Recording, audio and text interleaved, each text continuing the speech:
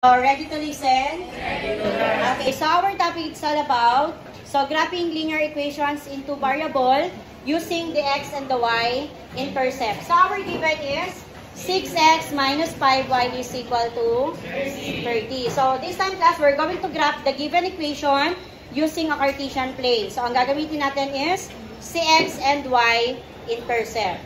Okay, so step 1, to plot the given equation, okay, using the x and the y intercept, first we need to identify the x-intercept and the y-intercept. Okay, so to get the x-intercept, so let y is equal to 0. Meaning, si letter y ay papalitan natin ng 0. So this will become 6x minus 5 multiplied by 0 is equal to 30. Then after that, simplify natin. So we have 6x minus 5 times 0. Okay, 0 is equal to 30. So since this is already 0 na, so takpan natin, sino na lang ang matitira? 6x. Bakit tinanggal natin si 0? Kasi wala naman na siyang value. Then after that, find the value of x. How to find the value of x? We're going to eliminate the numerical coefficient of x, or just simply, ano ba yung number na katabi ni letter x? 6. Kailangan matanggal yan. What we're going to do? Okay, divide both side by 6. Okay, 6x divided by 6. Okay, just cancel, then bring down x. Then 30 divided by 6. So after getting the exact value of x, so our next step is write the ordered pair. We have x, comma, y. Oh, what is x?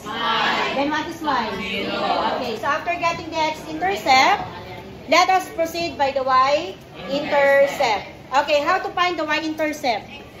Let x is equal to 0. Very good.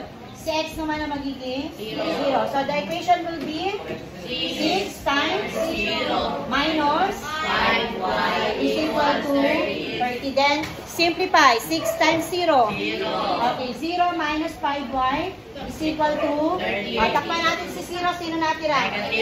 So meaning kapag ang operation ay subtraction, okay, magiging negative na ang ating 5. So ang natira ay negative 5y is equal to 30. Then how to eliminate the numerical coefficient of y?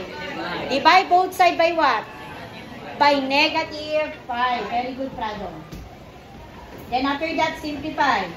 Positive divided by negative. Negative 30 divided by 5. The answer is negative 6. So the ordered pair is x, comma. What is x? 0. And what is y? Now, after getting the x and the y-intercept, what's next na? We're going to plot. Very good. Plot the given x and y-intercept using a Cartesian plane. Okay, so first we need to plot the x-intercept. So start from the origin. Our abscissa is what? 5. Positive. The direction is going to the right. So we have 1, 2, 3, 4, 5. And then what is the ordinate? 0. So aalis ka pa ba dyan? So therefore, this is the exact location of 5, 0. Then after that, proceed to the y-intercept. So what is the abscissa? 0. So meaning, stay ka dito sa ating origin. What is the ordinate? Negative. What direction? Downward. Okay, the direction is?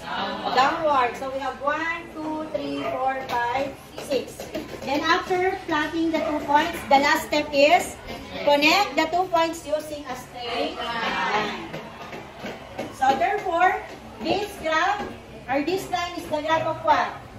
6x minus 5y is equal to 30.